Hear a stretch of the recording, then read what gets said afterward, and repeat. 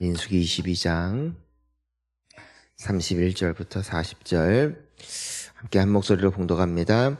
그때에 여호와께서 발람의 눈을 밝히심에 여호와의 사자가 손에 칼을 빼들고 길에 선 것을 그가 보고 머리를 숙이고 엎드리니 여호와의 사자가 그에게 이르되 넌 어찌하여 내 나귀를 이같이 3번 때렸느냐?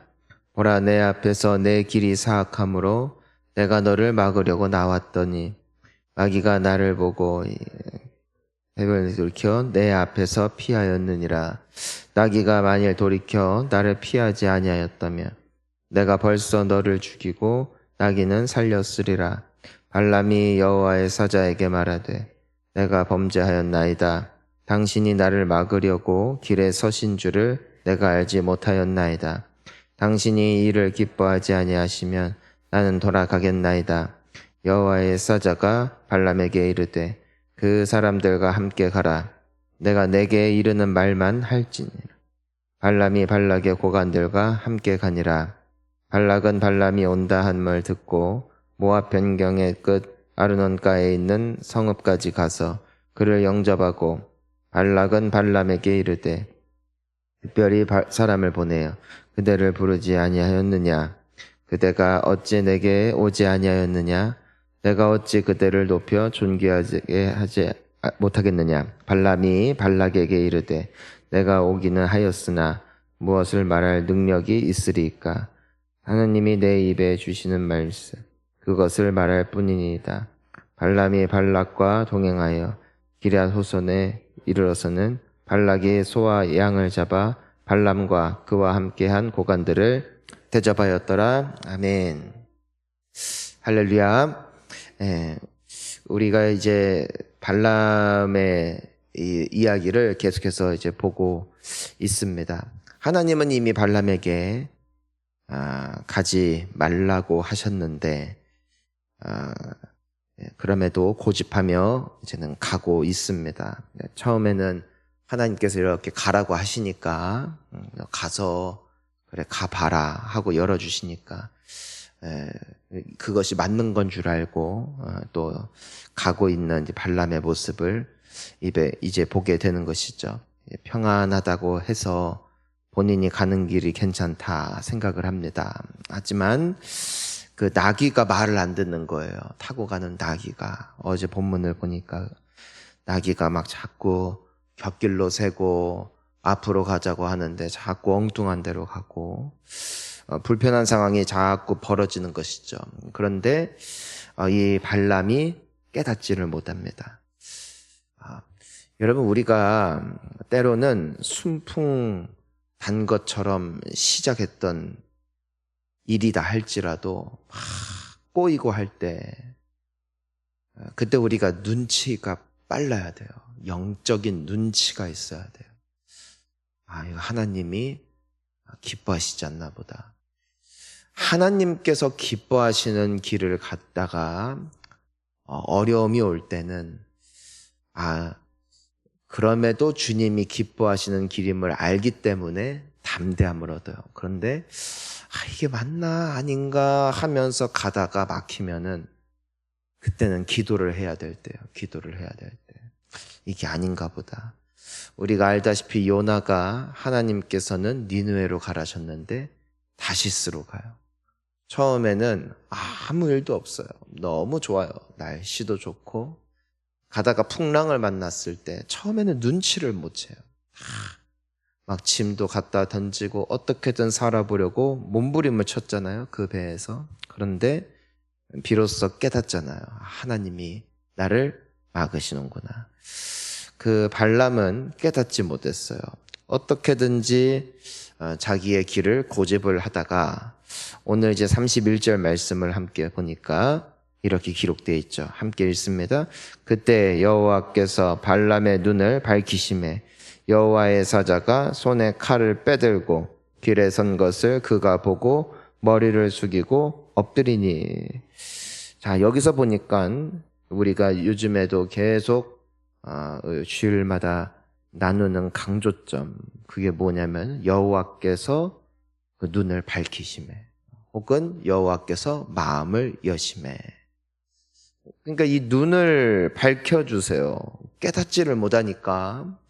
눈을 밝혀서 보여주시니까 여호와의 사자께서 막고 계신 것을 발람이 비로소 보지요. 그리고 엎드립니다. 그러니까 비로소 깨닫는 거예요. 언제요? 눈을 밝혀주시기 전에는, 밝혀주시고 나니까 비로소 깨닫는 거예요. 그 전에는 이게 하나님께서 막으신다는 것을 깨닫지를 못하는 거예요. 왜요? 이 사람은 영적으로 굉장히 어두워져 있으니까, 돈에 눈이 멀어 있으니까, 어떻게든 자기의 목적을 이루는 것이 그것에 지금 혈안이 되어 있으니까 깨닫지를 못했어요. 근데 하나님께서 눈을 밝혀주시니까 내가 잘못 가고 있었구나. 하나님이셨구나. 우리에게 가장 큰 복은 눈이 열리는 복이에요. 눈이 활짝 열려야 돼요. 이것이 똥인지 된장인지, 이것이 죽는 길인지 사는 길인지 주여 나에게 보여주시옵소서. 이게 우리의 기도 제목이 돼야 돼요. 사도 바울 같은 경우도 같은 경험을 했죠. 그가 한때는 그의 영의 눈이 가리어져서 예수님을 박해하고 교회를 핍박하고, 근데 다시스로 가던 중에 예수님을 만나 그의 영의 눈이 활짝 열리죠. 그러자 그가 비로소 그리스도를 만나게 됩니다. 그 전에는 몰랐어요. 그러니까 막 사는 거죠. 우리가 육신의 눈은 뜨고 있지만 영의 눈이 제일 중요합니다. 내가 지금 하나님께서 보시기에 기뻐하시는 인생길을 걸어가고 있는지, 혹은 잘못된 길을 걸어가고 있는지는 그거는 우리가 판단이 잘 안 돼요. 이건 영적 센스가 필요해요. 오직 기도로 성령 충만할 때 우리는 하나님이 기뻐하시는 길을 비로소 발견하게 됩니다. 그 코가 막히면은 그 냄새를 맡지 못하고, 눈이 아프면 앞을 보지 못하듯이 영적으로 병들게 되면은 아무리 말씀을 듣고 아무리 기도를 해도요, 깨닫지를 못해요. 그러니까 자꾸 헛짓을 해요. 교회를 다니면서도, 때로는 기도를 하면서도 계속 이상한 길로 가요. 때로는 하나님께서 응답해 주셨다라고 하고 호기롭게 어떤 일을 시작하곤 해요. 하지만 누가 봐도 알아요. 저것은 욕심이라는 것을. 하지만 그 영의 눈이 가리어진 자는 그럼에도 그 길을 고집하는 것이죠. 하나님께서 오늘 발람의 눈을 활짝 열어주시니까 그 자리에서 깨닫죠. 자, 그래서 이제는 발람이 비로소 깨닫는 겁니다.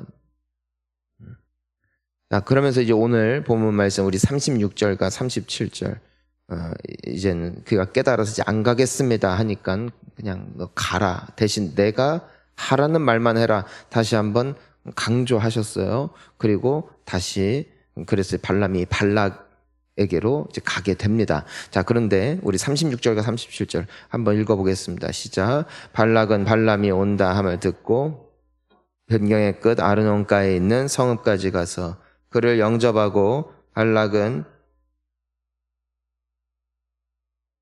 그대를 부르지 아니하였느냐?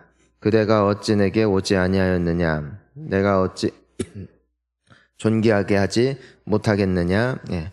그 발람이 사실 이 발락에게 꼭 가고 싶었던 이유가, 발락이 불렀을 때 꼭 가고 싶었던 이유가 이와 같은 융숭한 대접이었어요. 그는 물질적으로 명예적으로 높아지기를 원하는 그 욕심이 그 안에 굉장히 많이 있었어요. 하나님께서 가지 말라 해도 기어이 고집부리고 가고 싶은 그런 사람이었어요. 그런데 우리 38절에 발람의 그 반응을 함께 봅시다. 함께 읽습니다. 발람이 발락에게 이르되 내가 오기는 하였으나 무엇을 말할 능력이 있으리까? 하나님이 내 입에 주시는 말씀 그것을 말할 뿐이니이다. 예. 이 발람은 처음에는 돈 때문에 가서 돈 때문에 돈 많이 준다니까, 명예 준다니까, 갖고 싶은 거 다 준다니까. 인생에 이런 기회가 없어 하고 출발을 한 거예요. 근데 지금은 어떤 상태예요? 출발할 때는 그의 눈이 가려져 있었지만 이제 그의 눈이 열렸잖아요. 이제는 발락의 어떠한 반응에도 발람은 예전처럼 반응할 수가 없는 거예요. 하나님이 두려워지는 거예요. 그러니까 더 이상 이것에 대한 어떤 그 영광과 그 대접이 부질없어지는 거예요. 왜냐하면 하나님께서 그의 눈을 열어주셨거든요. 여러분, 우리가 세상에서 살아가면서 때로는 우린 욕심 따라가고 내 마음 흘러가는 대로 살 때가 얼마나 많은지 모르겠어요. 우리는 때로는 말씀을 들으면서 기도하면서 묵상하면서 이건 아닌데 하면서도 그러고 살아요. 근데 세상에 소망을 두지 않는 유일한 길이 있어요. 그게 바로 영의 눈이 열리는 거예요. 세상의 영광보다 더 큰 하나님의 영광을 발견하잖아요. 그럼 그때부터는 세상의 영광을 위해서 살지 않아요. 왜냐하면 하나님의 영광이 훨씬 찬란하기 때문이에요. 천국의 소망의 눈이 열린 사람은요, 더 이상 이 세상에서 1년, 2년 더 살려고 몸부림치는 인생 살지 않아요. 천국을 사모하며 천국을 위해서 삽니다. 왜요? 그 소망을 보았기 때문이에요. 보고 깨닫잖아요. 내가 드디어 비로소 나의 영의 눈이 활짝 열려서 하나님의 영광, 하늘의 영광이 얼마나 크고 아름다운 것인지를 비로소 내가 보게 되잖아요. 그럼 세상 것에 더 이상 미련을 두지 않죠. 그리스도를 만나 영의 눈이 열린 바울이 뭐라고 고백했어요? 그가 가지고 있었던 사람들이 그렇게 부러워하는 스펙들, 그의 학위, 그의 집안, 그가 쌓아왔던 모든 부와 명예, 그 모든 걸 그는 뭐라고 여겼어요? 그는 배설물로 여겼어요. 근데 이것이 신앙 고백이 그냥 단순히 성장하여 성숙하여 이 사람은 이렇게 좋은 걸 줘도 그것에 대해서 초연하네? 이 사람은 득도를 했네? 이런 말이 아니에요. 그는 그저 뭘 본 거예요? 그리스도를 만난 거예요. 그리스도의 영광의 빛, 그분의 영광스러운 소명을 직접 받는 그 영적 신비, 영적 경험, 그 영적 그 황홀경을 그가 경험을 하고 보고 나니까 세상 게 쓰레기인 거예요. 전에는 그렇게 아름답고 그토록 찬란하고 그토록 영원할 것 같았던 모든 것들이 부질없음을 보는 것이죠. 바울은 돌을 닦고 공부를 하고 스스로 애를 써서 버린 게 아니에요. 그는 그리스도를 위해서 담대하게 그의 옛 생활을 버렸어요. 왜요? 봤기 때문이에요. 그 제자들 말입니다. 예수님께서 살아계시는 동안에는 그들은 변하지 않았어요. 사람들을 무서워했다고요. 어떻게든 더 살아보자고 본인들이 그토록 따르던 스승을 버리고 저 멀리 도망갔던 제자들이에요. 베드로 같은 경우는 살려고 정말 배반하면서까지라도 어떻게든 그 명줄 잡아보겠다고. 근데 여러분, 누가 그를 탓하겠어요? 그 목숨 중요하지 않은 사람이 누가 있겠어요? 사람을 누가 안 무서워해요? 그런데 재밌는 것은 이 제자들이 부활하신 예수를 만난 뒤로는 죽음을 두려워하지 않아요. 너희 한 번 더 예수를 전하면 죽여버릴 거야 대놓고 협박을 했고, 실제적으로 그 협박했던 사람들은 말로만 협박이 아니라 불과 몇 달 전에 자기들의 스승을 달아 죽여버리는데 일조했던 지도자였음에도 불구하고 이 사람들이 더 이상 그것에 대해서 콧방귀도 안 껴요. 그래, 죽여라 이거야. 그냥 우리가 하나님의 목소리를 들을까, 사람의 목소리를 들을까? 왜 그렇게 변했을까? 그들이 영광의 주님, 부활의 주님을 만났기 때문이에요. 성령을 받아 그들의 눈이 열리고 그들의 마음이 열리고 비로소 예수님께서 그토록 담대하실 수 있었던 영의 세계가 펼쳐지니까 그때부터는 세상에 그토록 커 보이던 사람들이 너무 작아 보이는 거예요. 사랑하는 성도님 여러분, 저는 여러분들의 눈에 사람 보기에 사람들이 작아 보이기를 축복합니다. 사람이 커 보이고 하나님이 작아 보이는 것, 그것이 영의 눈이 가리워진 증거. 하지만 사람이 작아 보이고 하나님이 커 보이잖아요. 그때 우리는 두려워하지 않을 수 있어요. 다윗이 골리앗 앞에 섰을 때 그 수많은 군대에 있던 사람들은 다 두려움에 떨었어요. 왜요? 그들에겐 골리앗밖에 안 보여요. 거인밖에 안 보여요. 그들의 눈에는 크신 하나님이 보이질 않았어요. 하지만 다윗은 너무 담대했어요. 어떻게 그랬을까? 그의 눈에는 크신 하나님이 그 골리앗보다 커 보였기 때문에 그가 무섭지가 않았어요. 여러분, 세상을 이긴 사람들의 특징이 여기 있는 것이죠. 그들은 더 크신 하나님을 보았던 사람들이에요. 여러분, 우리가 새벽에 나와서 우리가 기도해야 될 것은 작은 기도가 아니라고요. 세상에서 어떻게 하면 명기를 좀 더 이어갈까? 세상에서 어떻게 하면 사람들의 환심을 사서 성공을 할까? 어떻게 하면 사람들에게 이쁨을 받을까? 어떻게 하면 이 세상에서 돈 한 푼 더 벌까? 이걸 위해서 하나님 앞에 한 푼 줍쇼, 두 푼 줍쇼, 구걸하는 것이 새벽 기도가 아니라고요. 우리의 기도는 하나님, 이 세상보다 크신, 이 세상보다 강하신, 이 세상보다 높으신, 이 세상보다 아름다우신 주님을 보게 하여 주시옵소서. 이것이 성도의 담대함이고 이것이 성도의 배짱이요. 때문에 세상 사람들이 보았을 때는 어리석은 길을 걸어가는 것 같지만 우리는 담대한 것이죠. 왜요? 나는 그분이 보이기 때문에. 이 길을 걸어가는 것을 손해로 여기는 영적 소경이 아니라 영광의 길을, 영광의 성도의 길을, 영광의 이 말씀의 순종의 길을 정말 담대하게 멋지게 뚜벅뚜벅 걸어가는 우리 모든 주님의 백성들 되시기를 주님의 이름으로 축원합니다. 주여, 우리의 눈을 오늘 이 아침에도 열어 주시옵소서. 우리 함께 기도하시겠습니다.